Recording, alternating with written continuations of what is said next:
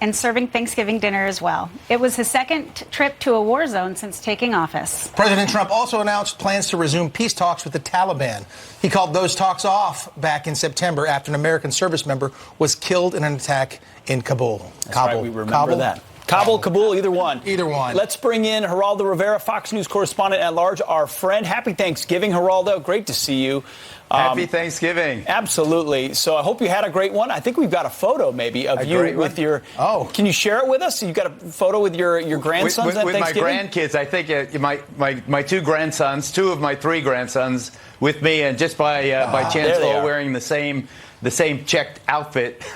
We didn't plan. We didn't fashion coordinate, but it turned out that way. That's Liam. He's 7 on the left, and that's Jace on the left. He's 7. They're going to be mad at me now. And that's Liam in the forefront there. He's almost 3. Almost 3. Very cool. Well, we love it. Well, we had a great time. Big family gathering. Happy Thanksgiving to all of your family. Now, we want to ask you, you've spent a lot of time overseas. The president was over there. What does it mean to the troops to see their commander-in-chief on a holiday like this? If I may, Pete, let me start by saying I read in Newsweek that he was going to be tweeting and playing golf in Mar-a-Lago. That was the headline. It was a very snotty article about how the president doesn't care about anything but himself. And then they had egg on their face when he made the surprise visit. He showed up in Afghanistan. And the troops, it means everything to the troops. There are 500 of them in Bagram, the big air base that you know well, and in Kabul. They cheered him. They loved hearing from his own mouth about al-Baghdadi and the support he has for the military and how he's resurrected and rebuilt the military. It was a wonderful, wonderful gesture by the president. The troops reciprocated with a lot of love, affection, and respect. And he put egg on the face of the fake news media by showing that he cares. You know Kabul. It's surrounded by hostile forces. The Taliban have all these surface-to-air missiles they could have used on Air Force One. The big jet comes in. It's unmistakable with the roar it makes. Came in lights out to the Bagram base, landed. Obviously heavy security, but it was magnificent. I spoke to the president last Sunday, and he did not mention Afghanistan, because security was everything. He had to be in and then out. He spent 3.5 hours there. He met Ghani, the president of Afghanistan. They talked about the ceasefire talks. So it was a substantial meeting, politically speaking, plus the gesture to be with the troops. There's nothing like it, Major Pete. Absolutely. Absolutely. And for anyone who missed what the president said, go ahead and take a listen. There's nowhere I'd rather celebrate this Thanksgiving than right here with the toughest, strongest, best and bravest warriors on the face of the earth. We flew 8,331 miles to be here tonight for one simple reason, to tell you in person that this Thanksgiving is a special Thanksgiving. We've been wanting to make a deal, and so have the Taliban, and we pulled back. We were getting close, and we pulled back. We didn't want to do it because of what they did. At the same time, we're bringing down the number of troops substantially, and we're going to stay until such time as we have a deal or we have total victory. So, Geraldo, that's a strong message from the president and a big surprise. Newsweek, you mentioned the Newsweek article. They have an updated version of that. Thank goodness. Which says what? How did Trump spend Thanksgiving? Tweeting, golfing, and surprising the U.S. troops in Afghanistan. What do you think of that? They add that sentence. You see that? Yes. They add the sentence there, Dean. You notice that? This is a way of... But you know what they don't do? They don't apologize. They don't say, we screwed up because we're biased against this man. We won't let him have any positive vibe. You know what? That's what they should do. They should use this as a moment to reflect on the absolute bias they have toward this president. How everything he does is construed in the most evil possible way. Everything he does, everything he says, it is so symbolic, so symptomatic of exactly what he's up against with the mainstream media. Well, you're right. And the president also tweeted in response to some of this. His press secretary put out a tweet, and he responded, I thought Newsweek was out of business, which a lot of us have thought. And they don't have a print edition anymore. He's a counterpuncher. Now they're online. Never misses an opportunity. The counterpunch. We're paying. Yep. So I guess, are they still in business? It's so lazy. Yes, it's really so lazy. It really is lazy. You're right.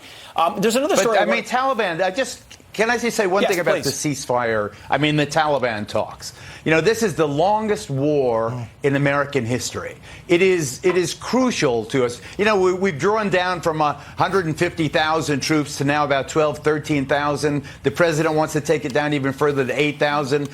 Major Pete, you would know as well as anybody how many troops it takes to sustain at least Bagram, a presence in Kabul, the capital, and Kandahar on the other side of the country. I think we're about as low as you can get. Ceasefire talks are critical, but not when the Taliban, negotiates by blowing up civilians and attacking our troops. They've got to give us a ceasefire. That we give them a ceasefire, then you can talk and have some future in that. They've got to miserable place. They've got to disavow Al Qaeda. They've got to acknowledge that the Afghan government is the legitimate government. I mean, we're still a long way, especially with a Taliban that's felt empowered after the Obama administration, that maybe they had a future and an opportunity to take over that country. So we'll watch that very closely. Well, and let's move on. With the Dems calling to abolish ICE, do you remember when they said this?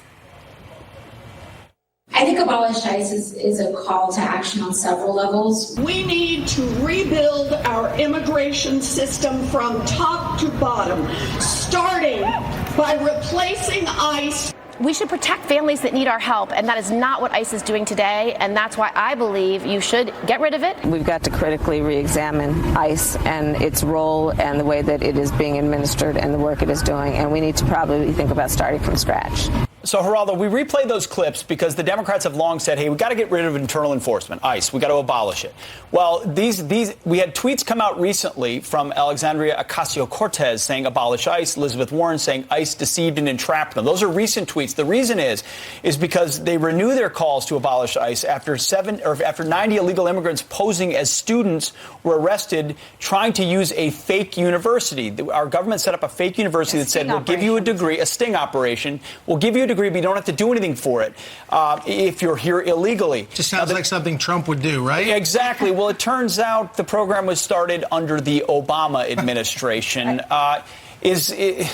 What do you make of how people react reflexively to the president? They may not like this program, call it a sting operation, wherever you want, but they immediately go to Trump.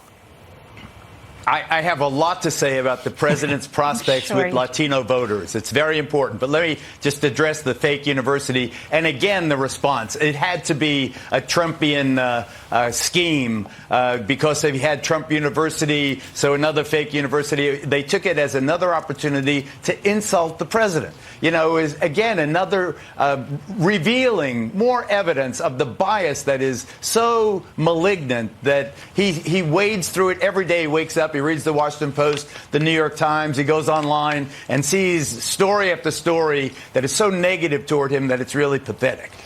Full stop. I think this president has an opportunity, an historic opportunity, to do what George W. Bush did, earn like 40% of the Latino vote. It's improbable, given the fact that the president has done everything he can, it seems to me, as a proud Latino and as a friend of the president. He's done so much to alienate Latinos. That's so unfortunate. I but don't Geraldo, like you're impugning his motives like he's trying to alienate. He's standing up for the taxpayers and the citizens, saying, if you want to come here legally, come here legally. That's not a target of Latinos. And in fact, I was just at a rally of his recently. A lot of people in the Latino community support the president because they came here legally. That's a big difference. There is a big difference, and I was with the president in McAllen, Texas. Half the Latinos there were for him. The other half is against. My point, Pete, is simply that I believe, knowing this president as long as I have, decades, being around Trump Tower long before he ever contemplated running for president, seeing the Latinos in every position, executives, from executive to elevator operator. I know how he has such affection for Latinos. He can do so much more to increase. He got 28% of the Latino vote last time. I think he's got a chance, as I said, to get 40%. How?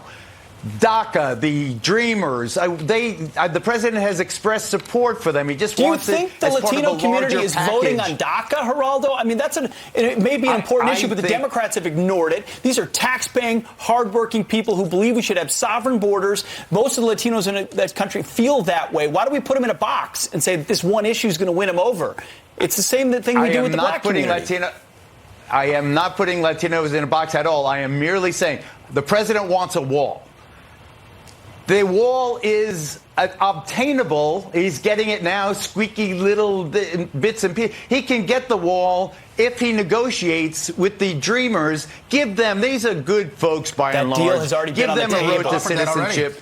They've been here an awfully long time. I just want the president to be, I know this guy.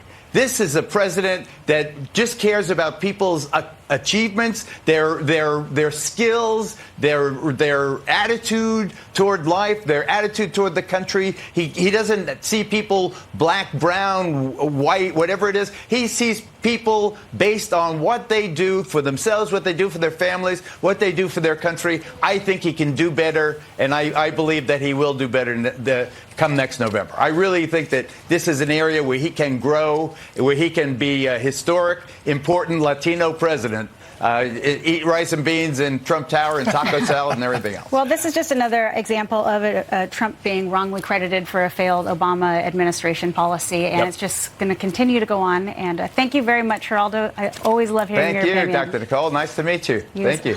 Great to see you. Have a great Thanksgiving. Absolutely. Absolutely. Happy Thanksgiving. Hey, Superman.